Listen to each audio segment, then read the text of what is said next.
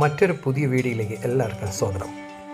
ഇന്ന് നമ്മുടെ യാത്ര തമിഴ്നാട്ടിലെ കന്യാകുമാരി ജില്ലയിൽ തിരുവനന്തപുരം കന്യാകുമാരി റോഡിൽ തക്കലിൽ നിന്നും 2 കിലോമീറ്റർ കിഴക്കായി സ്ഥിതി ചെയ്യുന്ന കൊട്ടാര സമുച്ചയമാണ് പത്മനാഭപുരം കൊട്ടാരം. കൊട്ടാരത്തെ അകത്തേക്ക് എൻട്രി ആവണമെങ്കിൽ നമ്മുടെ ഷൂവോ ചെരുപ്പോ ഒന്നിട്ട് അകത്തേക്ക് പോകാൻ സാധിക്കുന്നതല്ല. അതുകൊണ്ട് ഷൂവും ചെരുപ്പും എല്ലാം നമ്മൾ ഇവിടെ സൂക്ഷിക്കാൻ കൊടുക്കേണ്ടതാണ്. ഇവിടെ ഒരാൾക്ക് 50 രൂപയാണ് ടിക്കറ്റ്. പിന്നെ ചെറിയ കുട്ടികൾക്ക് സൗജന്യമാണ്. എന്നിരുന്നാലും ബാക്കിയുള്ള ഫോറിനേഴ്സിന് വേറെ ടിക്കറ്റാണ്. അതിൻ്റെ ടിക്കറ്റിൻ്റെ റേറ്റുകളെല്ലാം ഞാൻ ഇതിൽ കാണിച്ചിട്ടുണ്ട്. ഇത് നിങ്ങൾക്ക് നോക്കാവുന്നതാണ്. ഇത് ടിക്കറ്റ് കൗണ്ടറാണ്. നമുക്ക് ടിക്കറ്റ് എടുക്കുന്നവർക്ക് വെയിറ്റിംഗ് ഏരിയ ആണിത്. ഇരവിപ്പിള്ള ഇരവിവർമ്മ കുലശേഖര പെരുമാളാണ് AD 1601 പത്മനാഭപുരം കൊട്ടാര നിർമ്മാണത്തിന് തുടക്കമിട്ടത്. കേരളത്തിൻ്റെ തനത് വാസ്തുവിദ്യാ ശൈലിയുടെ മകുടോദാഹരണമാണ് പത്മനാഭപുരം കൊട്ടാരം. ഏകദേശം 6 ഏക്കറോളം വരുന്ന കൊട്ടാര വളപ്പിൽ സ്ഥിതി ചെയ്യുന്നു. കൊട്ടാരത്തിൻ്റെ ഭരണകാര്യങ്ങൾ നോക്കി നടത്തുന്നത് കേരള സർക്കാരിൻ്റെ പുരാവസ്തു വകുപ്പാണ്. 1741 കുളച്ചൽ യുദ്ധത്തിന് ശേഷമാണ് മാർത്താണ്ഡവർമ്മ രാജാവ് ഇന്ന് കാണുന്ന രീതിയിൽ കൊട്ടാരം പുതുക്കി പണിതത്.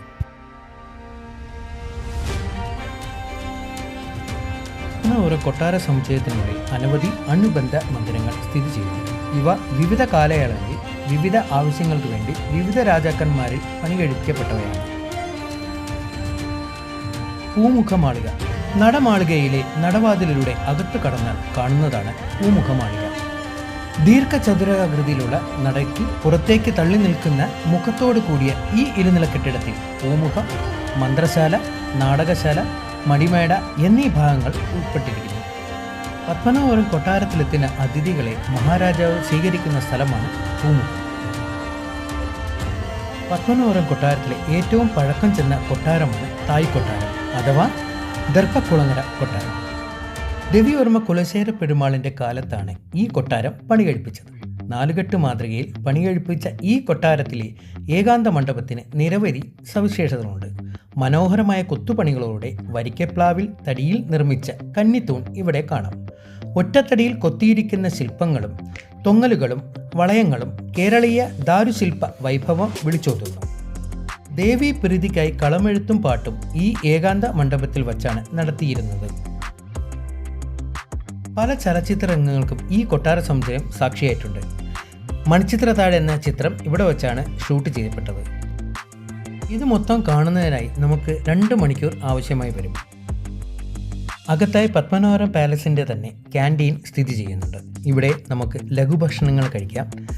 വളരെ മിതമായിട്ടുള്ള നിരക്കിലാണ് ഇവിടെ ഭക്ഷണങ്ങൾ കൊടുക്കുന്നത്. കാണുന്നത് രാജാവിൻ്റെ അതിഥികൾക്ക് തങ്ങാൻ വേണ്ടിയുള്ള ഇടമാണ്.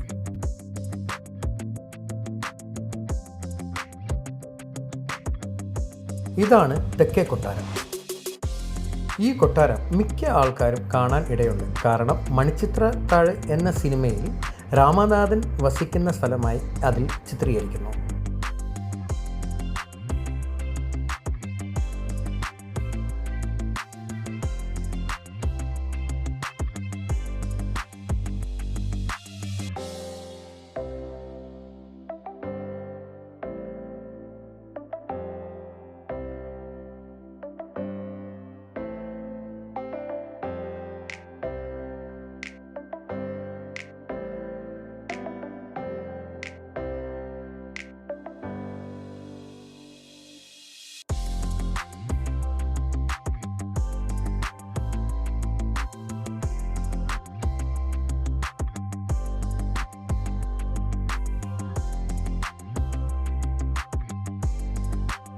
ഇത് പണ്ട് കാലത്തെ അടുക്കളയായിരുന്നു.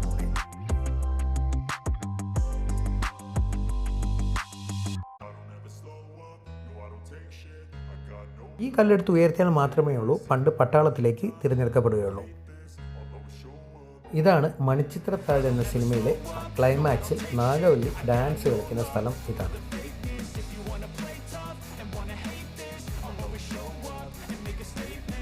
ഇവിടെയാണ് സണ്ണിക്കുട്ടിയും നകുലനും എത്തി നോക്കുന്ന സ്ഥലം. ഇതുകൂടാതെ ഇവിടെ ഒരു മ്യൂസിയം കൂടി സ്ഥിതി ചെയ്യുന്നുണ്ട്. നമുക്ക് ഇതിനായി പ്രത്യേകം ടിക്കറ്റ് എടുക്കേണ്ട ആവശ്യമില്ല.